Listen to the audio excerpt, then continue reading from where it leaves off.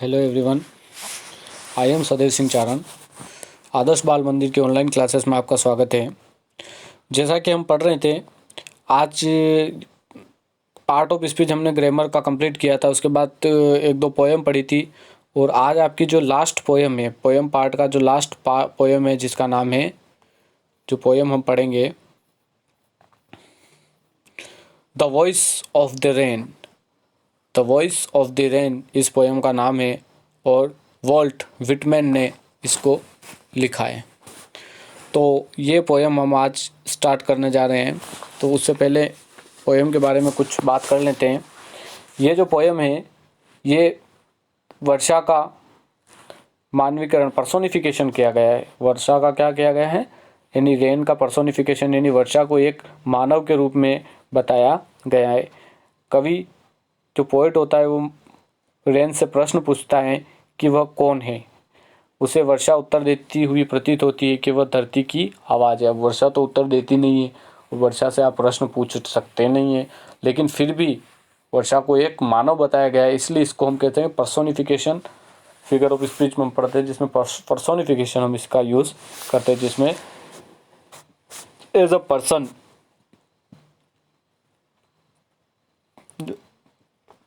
जो निर्जीव चीज़ें होती हैं उसको एज अ पर्सन के रूप में हम देखते हैं। तो आगे देखेंगे हम वॉल्ट विटमैन। उसके बाद आगे देखते हैं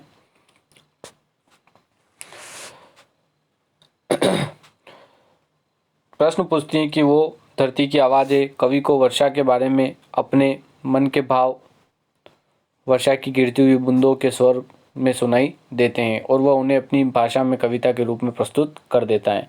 कैसे जो वर्षा के जो स्वर होते हैं, वर्षा क्या बोलती है, वो अपनी भाषा में लिख देता है। तो पोइट तो कुछ भी इमेजिन करके कुछ भी कर सकता है, इसीलिए उनको पोइट कहा जाता है। इसीलिए एक वर्ड है, a pen is a mightier than sword, यानी पेन की जो ताकत है वो तलवार की ताकत से भी क्या है, जोरदार होती है। And who art thou, said I to the soft falling shower.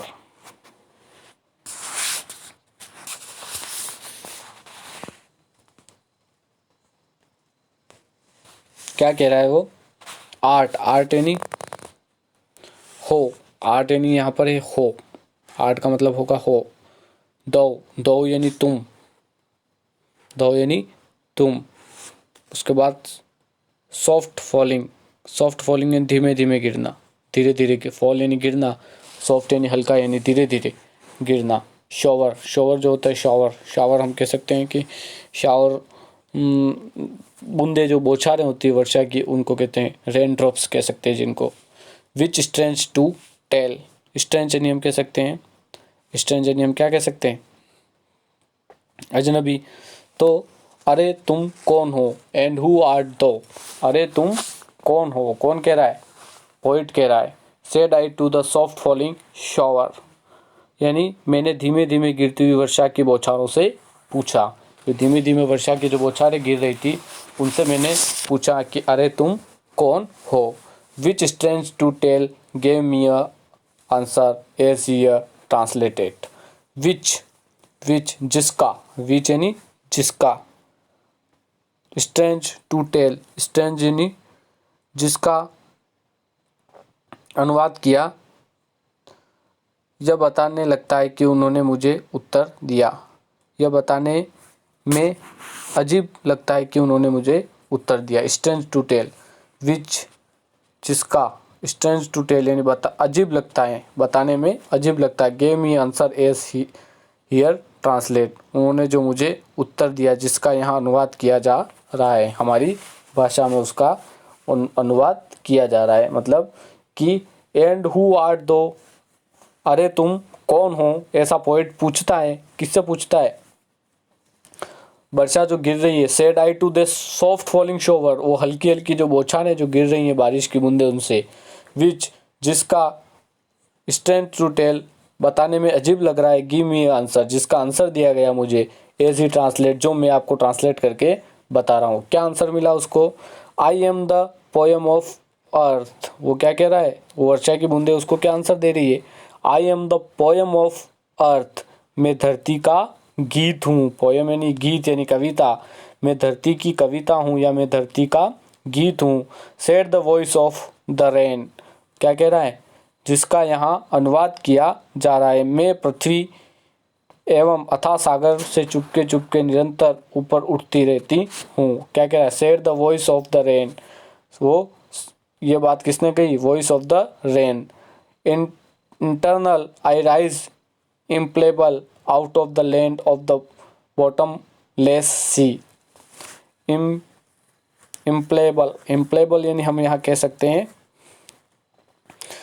जिसे छुआ ना जा सके, पहुँच से बाहर, जिसे छुआ ना जा सके।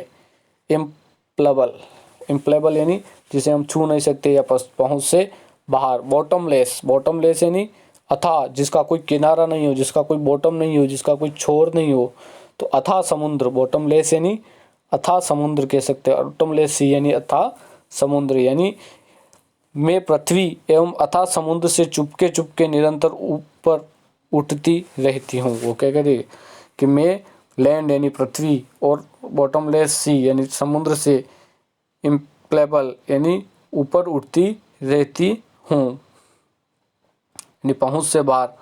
मैं ऊपर, राइज यानी ऊपर उठना, इंटरनल ऊपर उठती रहती हूँ।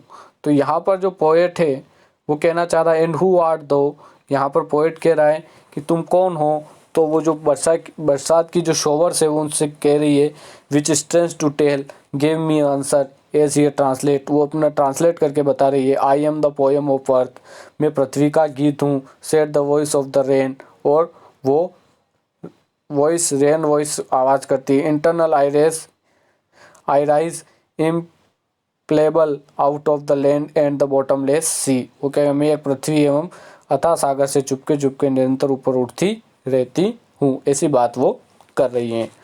तो किस प्रकार से ये यहाँ पर्सोनिफिकेशन हो रहा है कि वो समुद्र बौछारों से प्रश्न पूछ रहा है और बौछारें उसको उत्तर दे रही है।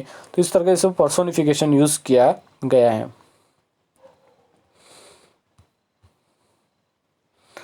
अब आगे वाला देखते हैं। Upward to heaven, upward to heaven whence, upward to heaven whence, whence यानी वेयर, यहाँ वेंस यानी वेयर। अपवन टू हेयर वेंस वैगली, वैगली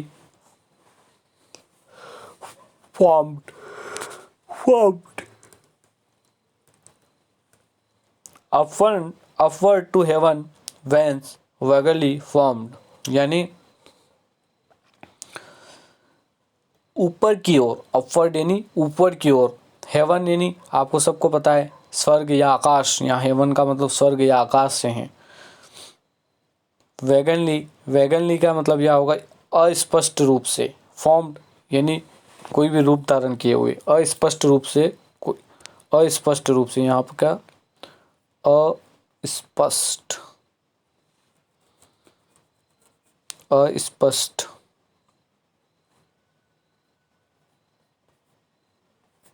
अस्पष्ट रूप से। वैगनली यानी अस्पष्ट रूप से, वेंस, वेंस यानी जहाँ से।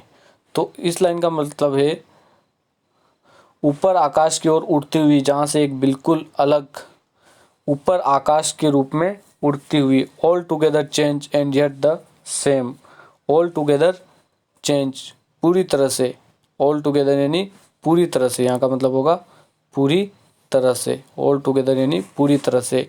चेंज्ड, चेंज्ड यानी परिवर्तित, पूरी तरह से परिवर्तित। And yet the same, yet यानी फिर भी, सेम यानी वहीं, फिर भी वहीं है। मतलब यहाँ कह रहा है ऊपर आकाश की ओर उड़ते हुए, जहाँ से एक बिल्कुल अलग किंतु फिर भी वहीं अस्पष्टता रूप धारण करके विश्व के सूखाग्रस्त क्षेत्रों को। I design to love droughts, droughts यानी सूखा, ड्रॉट्स यानी क्या होगा, सूखा। एंटोम एटमिस, एटोमिस, एटमिस, एटमिस का मतलब होगा, यहाँ हम कह सकते हैं एटमिस का मतलब छोटे छोटे कण। डस्ट लेयर, डस्ट यानी धूल की परत, जिसको हम कह सकते हैं डस्ट लेयर यानी धूल की परत। ग्लोब, ग्लोब यानी यहाँ मतलब होगा, ग्लोब्स का मतलब वर्ल्ड यानी विश्व। And all that in them without me were seeds only a latent unborn. Latent, latent यानी छिपे हुए, लेटेंट यानी क्या होता है, छिपे हुए। सीड्स यानी बीज, विदाउट यानी बिना।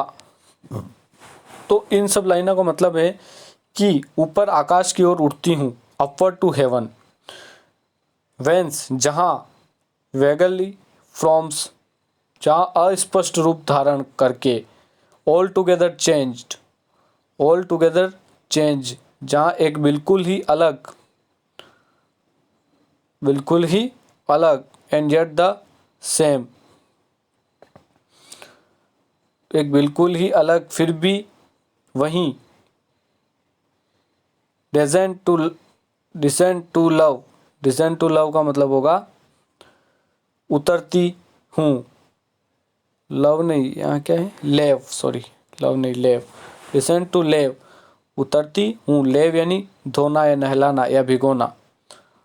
तो यहाँ पर लाइन का मतलब है कि ऊपर आकाश की ओर उड़ती हूँ जहाँ एक बिल्कुल ही अलग किंतु फिर भी वही अस्पष्ट रूप धारण करके मैं विश्व के सूखाग्रस्त क्षेत्रों, छोटे छोटे कणों और धूल की सतहों को धोने नीचे उतरती हूँ। यानी वो कहती है कि ऊपर आकाश की ओर उड़ती हूँ, मतलब आप देखते हो वर्षा कैसे होती है कि वाष्प जो होता है वो बनकर क्या होता है, ऊपर आकाश में उड़ता है। पहले समुद्र में से जो वाष्प होता है वो कहाँ जाता है, आकाश में। मैंने और वेगली फॉर्म और क्या करता है, अस्पष्ट रूप धारण करके, ऑल टुगेदर चेंज, ये सब चेंज करके, yet the same I descent leave, leave यानी धोना यानी धोने के लिए आती है, किसको, सूखे ग्रस्त इलाकों को, छोटे छोटे कणों को, धूल की परत को और इस विश्व को। All that then without were seeds only a latent, latent, latent मतलब होता है छिपे हुए, यानी कि धूल के कणों को नीचे उतरती हूँ, उनमें जो कुछ भी है वह मेरे बिना बीज रूप ही छिपा हुआ है और अजन्मा रहता। अगर मैं नहीं होती तो ये सब क्या होता है, छिपा हुआ रहता, ये बीज भी नहीं उगते। तो कहने का मतलब ये है कि वर्षा कहती है कि मैं भाप के रूप में ऊपर आकाश की ओर उड़ती हूँ जहाँ से एक बिल्कुल ही अलग किंतु फिर भी वह स्पष्ट सा रूप धारण करके मैं विश्व के सूखाग्रस्त क्षेत्रों, छोटे छोटे कणों यानी एटमिस और डस्ट लेयर यानी धूल की सतह को धोने नीचे उतरती हूँ, और उनमें धूल की सतहों में और उनमें जो कुछ भी है, मतलब उन धूल में, उन कणों में जो कुछ भी है वह सब मेरे बिना बीज रूप में ही छिपा हुआ और अजन्मा रहता है। अगर मैं नहीं होती तो वो जो भी है वो अजन्मा रहता है। जैसे ही मैं गिरती हूँ तो आपने देखा हो कि ये घास वगैरह उगती है तो ऐसे थोड़ी उगती है, उसमें कुछ बीज वगैरह होते हैं तभी ये घास और कोई पेड़ पौधे वगैरह सब इसी में उगने लगते हैं। तो इस प्रकार से पोएट इसके बारे में बता रहा है। अब बढ़ते हैं हम अगले स्टेंजा की तरफ, जिसमें पोएट क्या कहना चाह रहा है। And for ever by day and night, and for ever by day and night I give back life my own origin and make a pure of beautify it।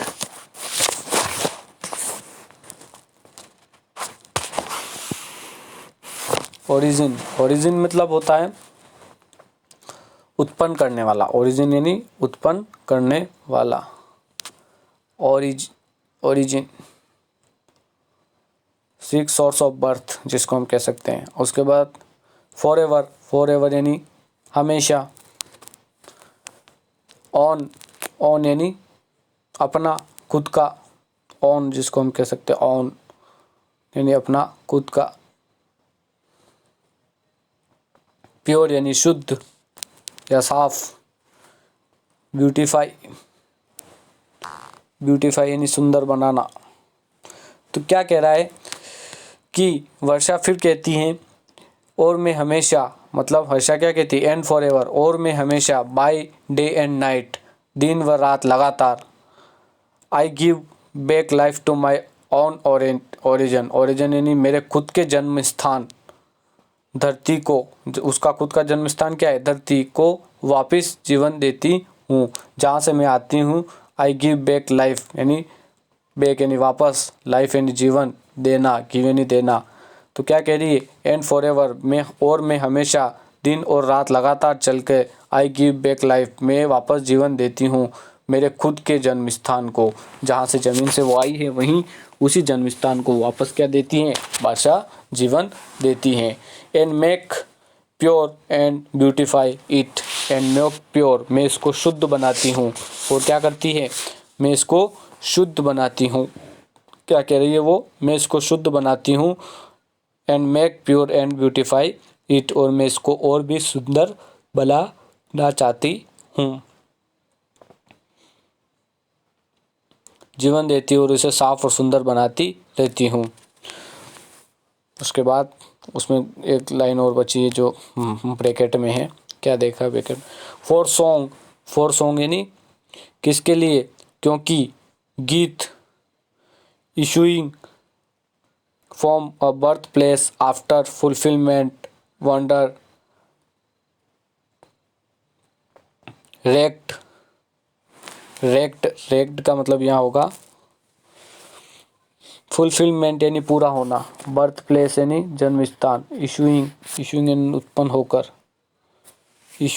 उत्पन्न होकर, बर्थ प्लेस यानी जन्म स्थान, फुलफिलमेंट यानी पूरा होना, wandering यानी भटकना, रेक्ट यानी जिस पर ध्यान दिया गया हो, एंड अनरेक्ट या जिस पर ध्यान नहीं दिया गया हो, ड्यूली यानी नियम से, विथ लव रिटर्न्स यानी वापस आ जाता है।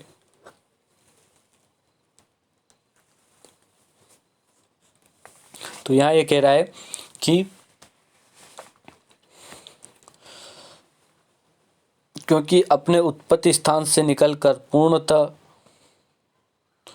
वर्षा का यह भी यही चक्र है, वो अपने उत्पत्ति स्थान से भाप के रूप में ऊपर उठना, बादलों के रूप में इधर उधर घूमना, जल की बूंदों में प्रेत वापस धरती पर आ जाना।